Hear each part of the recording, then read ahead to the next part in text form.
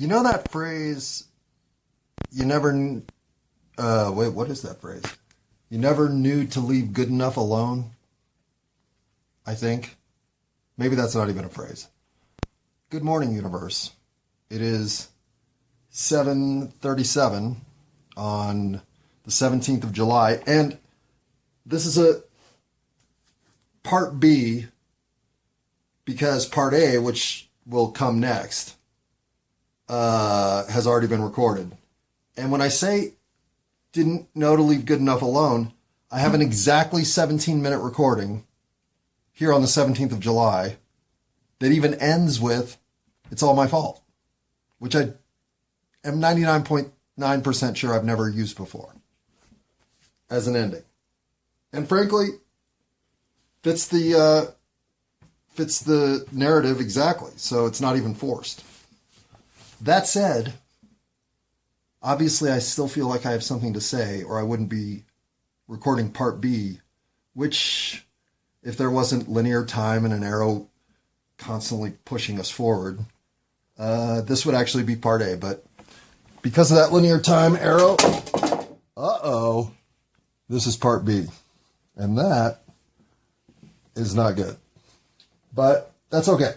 I will overcome my own bedroom disorganization, because I feel like in the next segment, I speak to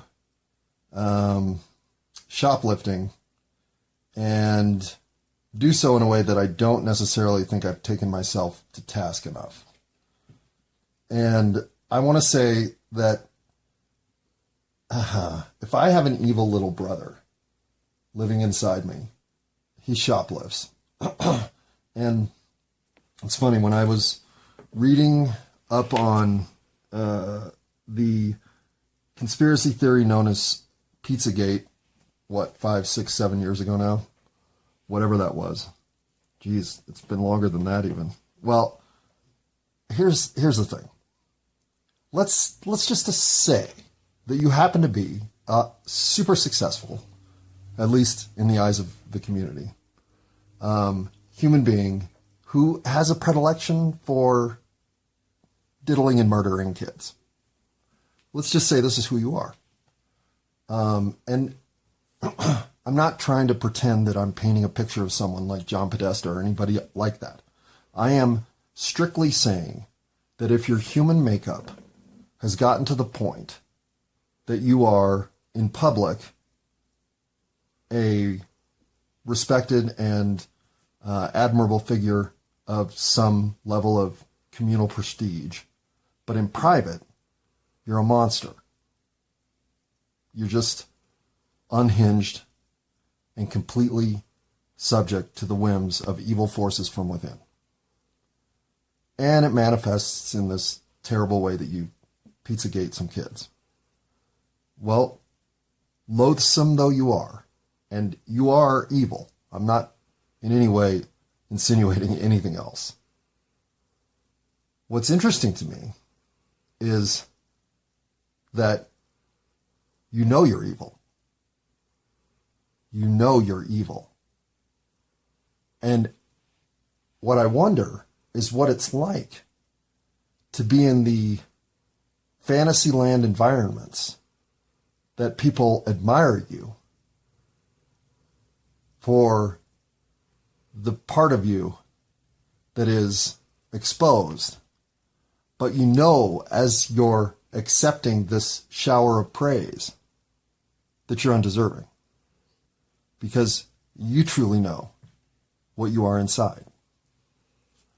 And so does that all just feel in the moment like it's... what would that feel like?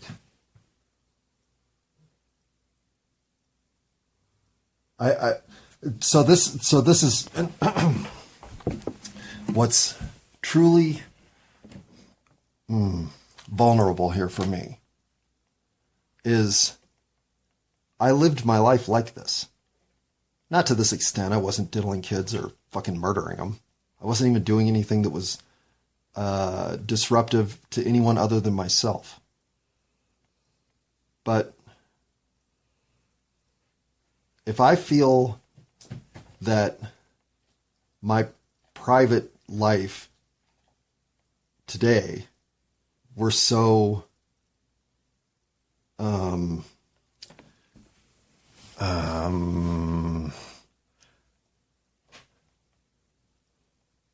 sensitive that it couldn't be exposed on a whim entirely to anybody at any time, I would be living wrong for myself now. There's nothing I'm hiding. I have zero level of concern about exposure to anything. And I believe this is somewhat in reaction to the apparatus that now can spy on us from any corner. We are watched at all times. I never assume if I'm walking through a Walmart, I'm not on camera and that someone isn't watching that camera. It's just the world we live in. And if you're going to force me into a situation where my privacy is essentially negated, well, then you're going to get a certain level of blah lifestyle out of me.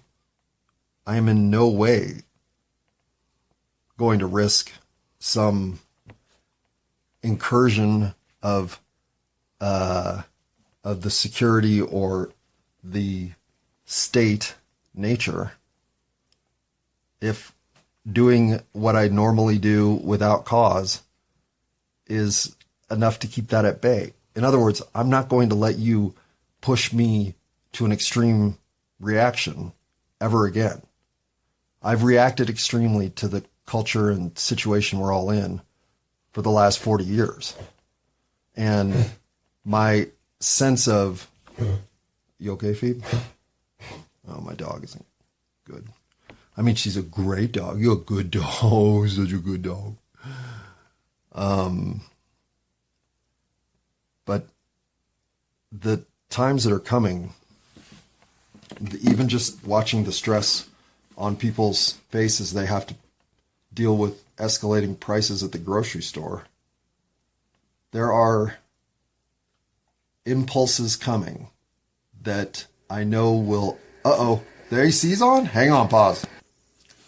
Okay, let's try to bring this back to not talking about kids being murdered by John Podesta. And I'm sorry, John Podesta, if you're listening to this, I'm not sure that any of that's true. And your name being associated with all that would be horrible if any of it wasn't true. And if it is true, any of it, well, that's horrible too. I mean, not as horrible as the artwork. Oh, okay, yeah, it's more horrible than the artwork that's in your home, but the artwork in your home is fucking gross, dude. So if I'm at all capable of communicating with John Podesta, I'm going to tell you that your artwork indicates you have serious issues. And the artwork you choose to hang on the walls of your home, I think, are as good a reflection of your internal sense as anything. So creepy, man. You're creepy. But I'm not denying you your right to sit here on planet Earth being a creepy dude. As long as you're keeping that shit housed and not influencing any others in ways that are negative to their pursuit of liberty and happiness, be creepy, dude. But something tells me you're crawling outside that creepy box and having influence on other people in wrong ways. But I don't know what I'm talking about. Except that dichotomy of having an inner life that is so protected from who your public life is. See, that John Podesta, that I know a little bit about. Because I would force myself into those situations, much like I imagine if any of that shit that they say about you is true, you too are forcing yourself into situations. And it's like, why do we do this, right? Is it because we're named John? Maybe. Maybe all those references to us as urinals sent us off the fucking insanity bridge into the canyon below where anything goes. And so I would have these moments sometimes with myself as I'd leave a store having pocketed an item I hadn't paid for, thinking, okay, this is my tax against the man and their incursions and overreach into our structural society for no reason. But that was all bullshit. I mean, let's be honest. If you're going to tell yourself that lie, then you have to ask yourself, am I willing to be the sort of dupe that believes it? Because stealing is wrong, even from the corporations. It just is. You want to have issues with their pricing structure and offerings, then take it up with their avenue in which to discuss pricing structure and offerings. Don't just start pocketing Starburst watermelon drink mix or whatever else it is that may be overpriced and just $1 goddamn too much for this fucking purchase. There is no such thing. And I now take pride in how little I need to get by. The less I'm spending anywhere, the better off I am.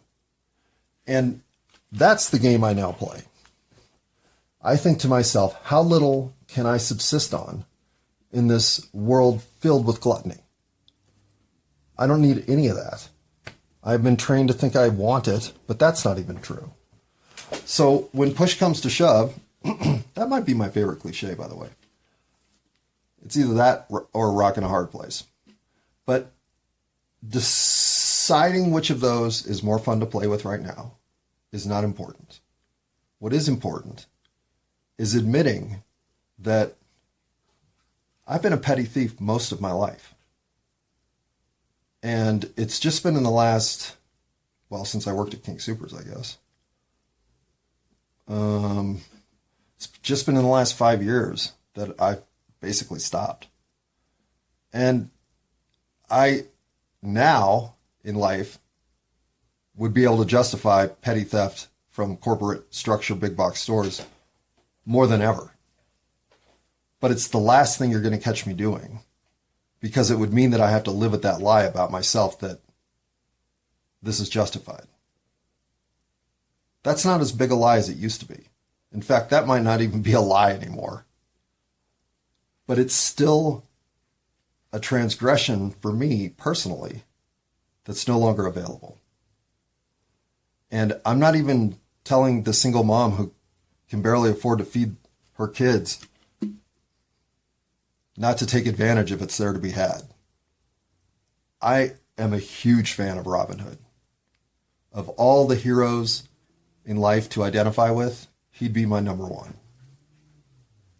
But that's neither here nor there when it comes to me personally. And the next recording here is going to possibly undo a little of what I'm trying to establish right here. And I don't want to be a hypocrite with the next segment because I got lucky. Well, not anymore, but I got lucky in the sense that this is coming up now, not 5 years ago, not 10 years ago, not whenever. And somehow I feel like karma's working with me here and making me aware of a situation that I thought I'd already rectified, but now have reinforced as having rectified correctly. So that's a lot of malarkey to lead into what is now going to be a 31-minute recording, because the next 17 minutes, well, I actually recommend you listen. Good morning, universe. It's 5:55 in the AM here on the 17th of July, Monday. Yeah. And I didn't, hey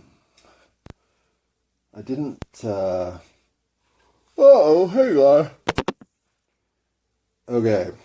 No promises on the yawning since, I just got up about 10 minutes ago, and I had intended to record last night.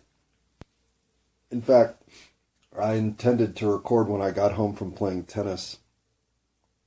But on my way home from playing tennis, I stopped at Walmart and had an event at Walmart go down that I still am discombobulated over. Sorry for the noise. That's how discombobulated I am. I'm making noise with hangers and switches. Because I was stopped at the door exiting Walmart last night after not purchasing anything and asked to empty my pockets and if my bag could be searched. And I thought, as it was happening, first of all, are you fucking kidding me? I'm not stealing. Sure, I'll empty my pockets and show you my bag, you overbearing sons of bitches. No problem. But I'm never shopping here again because you're accusing me of theft on perhaps one of the few days that you're wrong. And I'm not saying I've been stealing from Walmart. I haven't been. But over the course of my life, to say I haven't taken things from Walmart that I didn't pay for would be false. And while I don't shoplift anymore, I see more shoplifting now than I've ever seen. And I mean by customers, not like at Home Depot when I used to work there. Although, fuck yeah. I knew there was one more yawn in me. But as a white male American, the thing at Walmart is they've never, ever, ever even stopped me for my fucking receipt. And I make a point of going to whoever the receipt checker is and handing him my goddamn receipt because they never ask me. And they ask every other variant of person, whether you be a woman, a minority, a kid, an elderly person. Seems like the only people who have never been asked for their receipt at Walmart are middle-aged white dudes. Because I see every other variety harassed at the door to prove they've purchased what they're walking out with, and never me. Until last night, when somebody from Asset Protection got the cameras turned around enough to think I'd shoved something in my pocket and was walking out the front door. Wrong. When I went in there, having just finished playing tennis, the first thing I always assess in the evening is how many fucking registers are open and how long is the goddamn line. Well, in this case, they had 2 registers open. They had the self-help and they had the cigarette checker. So I could stand in the cigarette line, which was 3 or 4 deep with baskets overfilled. The self-checkout line, however, was 35 deep. It was fucking chaos. And nobody was working the front end.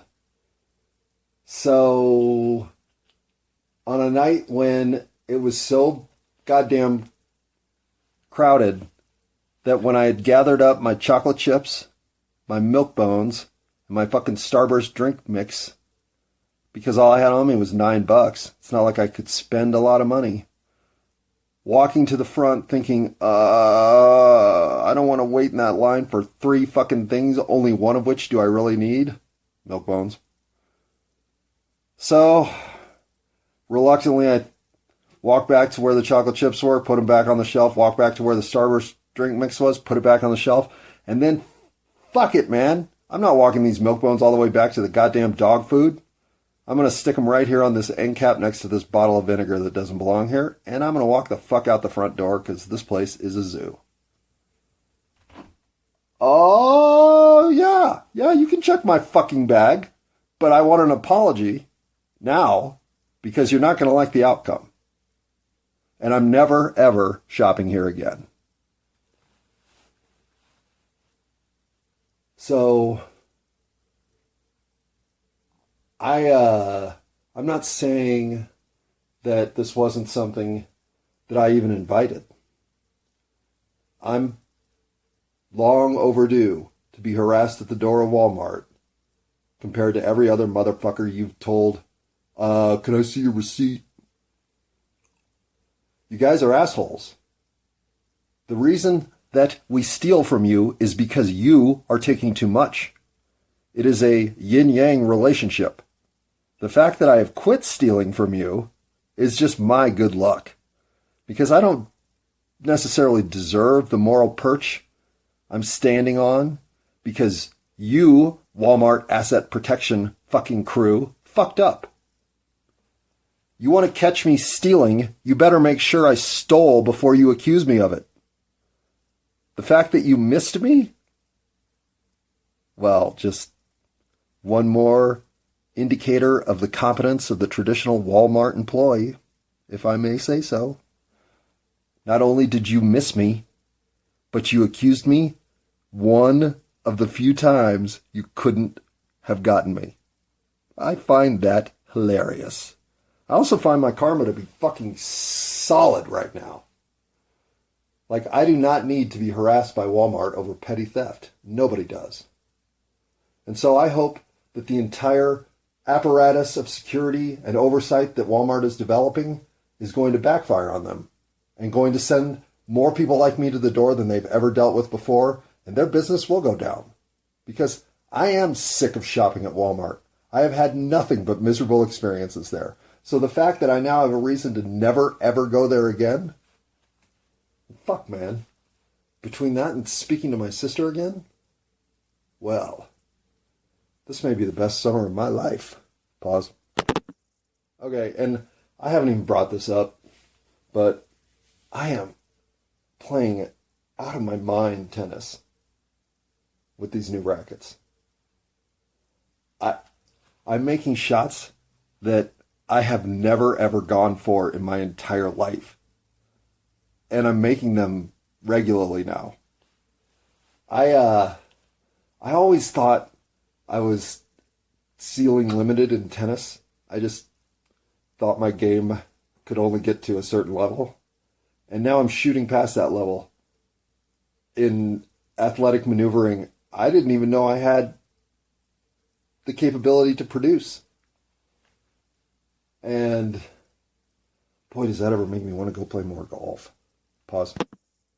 I'm also physically, and my whole life, I've basically eaten like shit, and mostly sugar. Because I think my mom, when I was in the womb, was a serious sugar addict. Or at least that's the myth I like to propagate around the holiday dinner table. And we even think it's accurate because my sister feels the same way and my mom's a sugarholic. So, the fact is, even in high school and college, when I was at my most athletically active, I never felt like I was in the best shape I could get in. And I'm not saying that I'm there now. But there's no doubt that I look the best naked that I've ever looked. And I'm not doing anything to work out. Like, I don't know why my body is changing at this stage in life. But I'm muscular. I almost have a six-pack and I don't even do sit-ups. Which makes me think, if the world is being this kind to me, literally getting me in shape just from my traditional biking around and playing tennis. And by getting in shape, I mean the best shape I've been in. I bet I could go bike 50 miles right now and have lunch and bike 50 miles home. I'm not even sure I couldn't ride 100 miles without fucking stopping. I am as physically strong and as athletically inclined at the age of 54 as I've ever been. Having played varsity sports in college and in high school, I'm just on another level. And even my eyesight is shit right now. Like, I don't think I've been able to see the spin on a tennis ball since the 80s. And there's no question that if I were to play myself in some sort of Freaky Friday tennis tournament from the past, I would blow any version of myself right off the court. My serve, which has always been the one weapon I've truly had in tennis, is, I mean, spooky how quickly I can place that serve where I want it. I have no explanation for how it is that here I am at 54, finally having figured out the key to advancing to a level above 4.0 tennis. And I have no idea why. I know that in any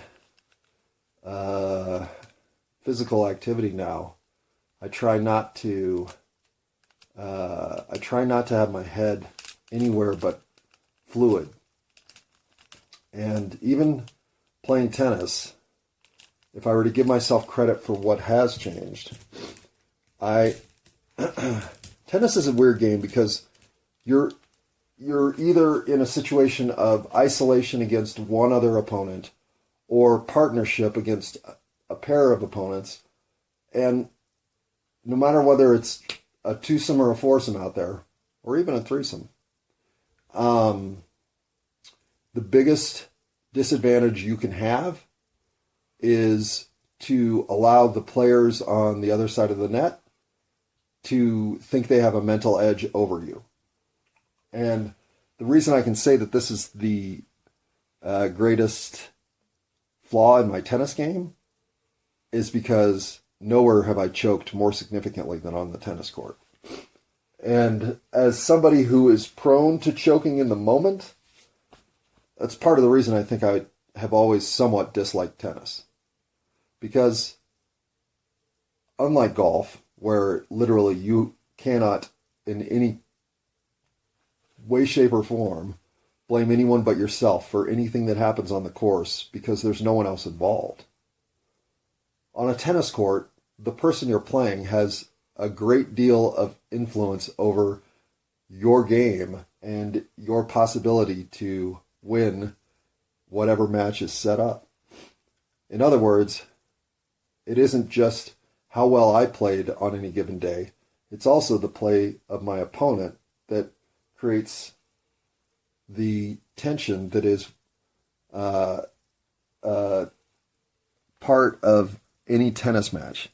And having succumbed to enough on-court tennis choking, frankly, I had stopped wanting to play competitive tennis. It was bad enough that no matter how I looked at my tennis game, I was always underperforming. So, and these are the little chinks in the armor that make you think, man, I'm a fucking coward. I can't even get my shit together on a tennis court where there's nothing at stake other than pride. And these sort of reinforcements would convince you that you're just weak in the moment. And if you allow that infection to start clouding your head, well, then you'll create a self-serving prophecy and become weak in the moment. And once you think you're weak in the moment, well, now you are. Because that's what weak in the moment is. It's not believing that you brought enough to succeed. Doubting yourself and the situation you're in as something you can overcome. And maybe that's all that's changed in my tennis game, is I no longer fear the moment. In fact, now I'm looking to embrace it. I'm thirsting for some competitive tennis at a level that can challenge me. Because right now, my traditional sparring partners, they ain't it. And that wall, as much as I can give it a beating, it can only return so much fire. So, for the first time in a long, long time, I think I'm going to join the Fall Tennis League here in the Lakewood Tennis Center area and give myself a chance to really see how far my tennis game can go. Because for the first time ever, I'm confident that the one thing holding me back in tennis, my mental game, has finally learned how to get the fuck out of my head and let me play some real tennis.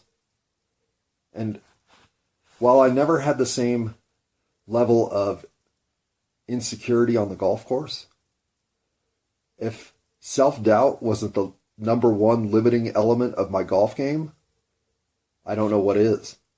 So with this inner reinforcement that I'm stronger than I've ever been when it comes to thinking through what I'm capable of, well, if only I'd have thought this way my whole life. I'm telling you, we'd be on a whole different planet. I know that much. So, again, it's all my fault.